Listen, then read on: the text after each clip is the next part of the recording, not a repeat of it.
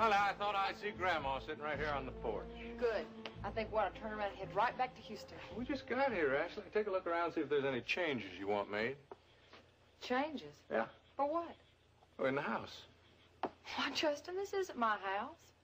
Ashley, I plan to live here. When we're married, I want those renovations completed. Well, now, Justin, you own 40% of this ranch, but 60% of it is owned by Courtney Barrett, your grandmother. Your grandmother controls the ranch, and she doesn't even want you out here for a visit, let alone to live here. I don't think it'll be too long at all before this place belongs to me. What are you up to now, Justin? Well, you're sounding just like Grandma, Ashley. I want to know. It's really very simple. Now that I can't drill on the Harper place, I'm going to drill right here. And just how are you planning on doing that? I'll find a way. First, I'll try to make peace with Grandma. No, you'll try to make trouble. And I'm not going to be a part of it. Would you like a drink? No, thank you. I'll have wine with dinner.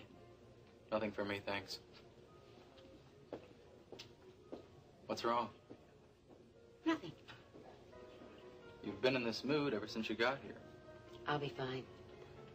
I wonder where Paige is tonight. She went to the theater with Dad. With Elliot? That's right. Does that bother you? No. Why should it? He was your husband for a long time. And that was a long time ago. Elliot is certainly free to do as he likes. Does it bother you? No, why should it? Are you and Paige on friendly terms again? I don't think I'd go quite that far. Have you seen her? I see her when I come here for dinner, that's about it. Oh, I hope you realize just how fortunate you are to be rid of that woman. She was a catastrophe. Look, if it's all the same to you, I'd just assume we didn't talk about Paige. And why is that? You don't give up, do you? All right, darling, we won't talk about Paige. Thank you. What would you like to talk about? Whatever it was you wanted to talk about when you called me and asked me to meet you here. Do I have to have a reason to want to have dinner with my son? Why aren't we having dinner at your house? Because there are certain things I can't talk to you about in front of Grant. That's what I was afraid of. And what are those certain things? There's a board meeting at World Oil next week. I'm aware of that. You made me a promise. You told me you'd help me oust Ryan as head of the company. Did I say that? You know you did. Well, if I did, it doesn't matter. Because I've changed my mind. Hello, Grandma. I didn't hear your car drive up. Well, we came in the front way. I just gave Ashley a tour of the ranch. Mrs. Marshall, I was so sorry to hear about Max. I know how much he meant to you. Your concern sounds almost genuine. It is. Max dying was a great tragedy. Yes, Grandma. It was a terrible tragedy. Doesn't seem to have affected you much. Well, with Barry gone and now Max, I was just concerned about your running the ranch by yourself, Grandma. Well, you can save your concern, Justin. I've run this ranch before by myself. I can do it again. Well, you're not a young woman anymore, Grandma. That may be true. But I've got a few good years left yet. And I'm going to spend them taking care of this ranch and preserving the pasture lands for future generations.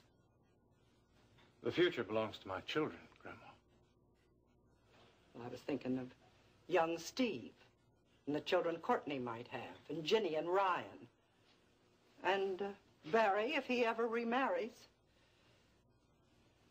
Will my kids share this love you have for the ranch, too, Grandma? Children tend to learn that kind of love from their parents. So you're writing me off, are you, Grandma? Is that it? Yes, I have.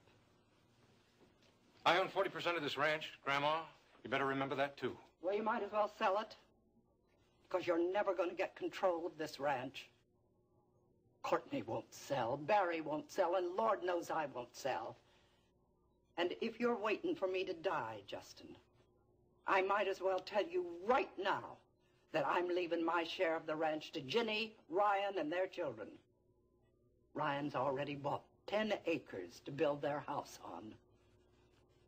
And I may just give him what shares I have left as a wedding present.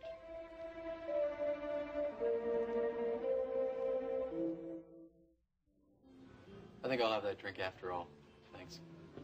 Don't do this to me. Do what? You told me you'd help me. The best way I can help you is to stop you from carrying out this crazy scheme you have of kicking Ryan Connor out of World Oil. Dennis, you promised. I didn't promise. Besides, I'm not going to do it. You have to. I like Ryan. He runs World Oil as well as anyone could. Besides, you and I both derive a healthy income from that company, and I see no reason to upset that situation. Oh, no? Well, I can think of one very good reason. And what's that? Paige. You came to me and begged me to allow her to return to work here and to let her move back into Alex's suite.